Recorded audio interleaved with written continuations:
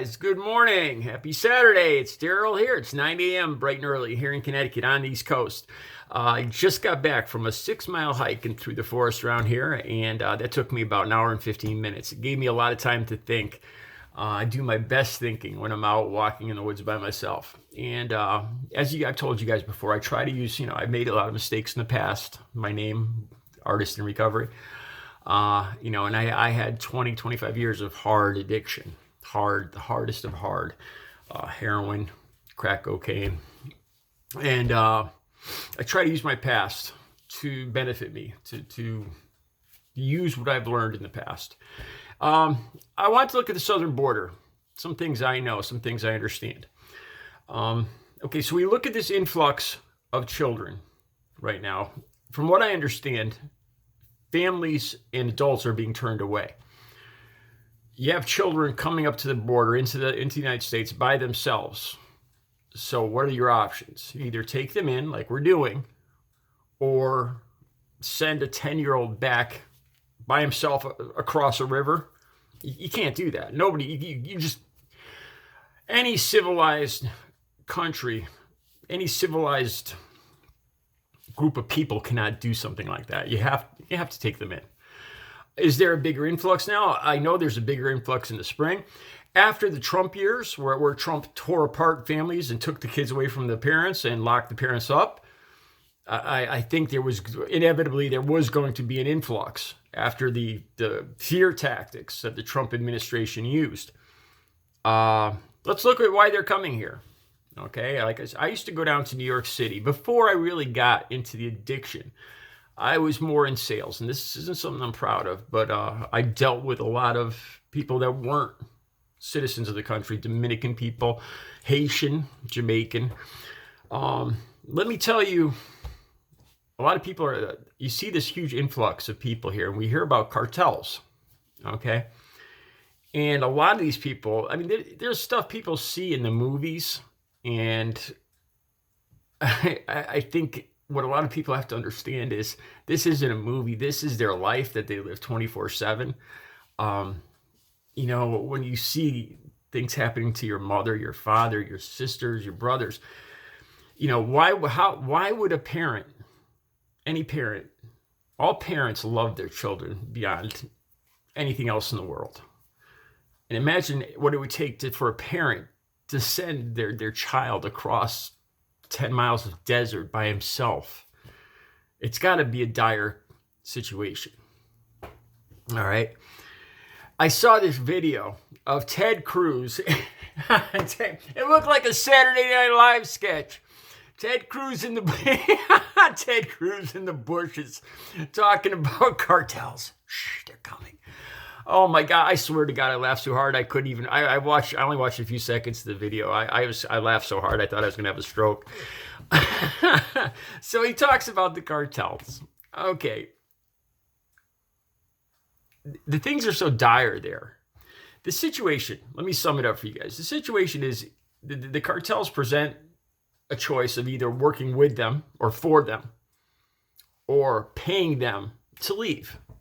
It's when you hear about gangs in the United States, blood in, blood out, it's almost the same situation. You either work for them, with them, or you pay them to leave if you're that lucky.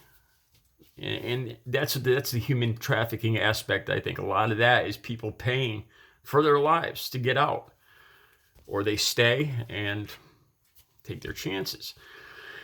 Now, okay, when I got out of addiction, I went through some real hard stuff. Let me tell you about one of the things I went through.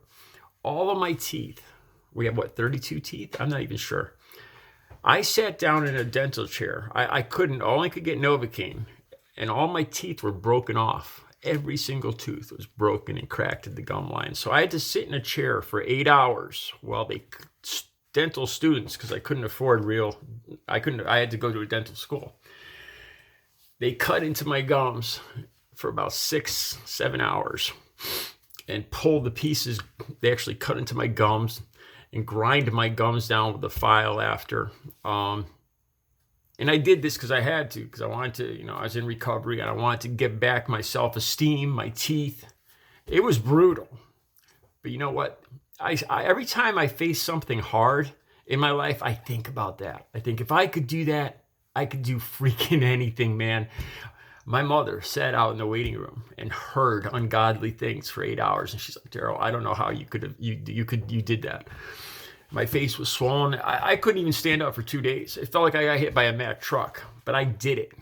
And every time I face something hard now, I'm like, if I could do that, I could do anything. If I could kick heroin, I could do anything. Think about this. Think about all these kids coming in through the southern border right now.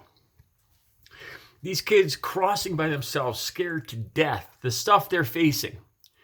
10-year-olds, 12-year-olds, 14-year-olds. They are never going to forget everything they've experienced right now.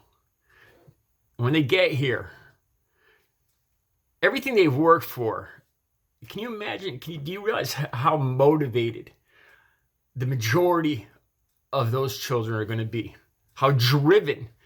When they look back, this is my opinion, but I think the majority of those kids, you're not going to find them sitting in their parents' basement puffing weed and playing video games to their 30s or 40s. These are the kids that are going to look back and remember leaving their mother's arms, crossing with strangers through the night, 10 miles through the desert. And they're going to think the same thing I did. If I could do that, I could do anything. I didn't suffer the days and weeks of pain and fear for just to sit around and do nothing. These are going to be some driven, motivated youngsters, let me tell you, and teenagers and adults.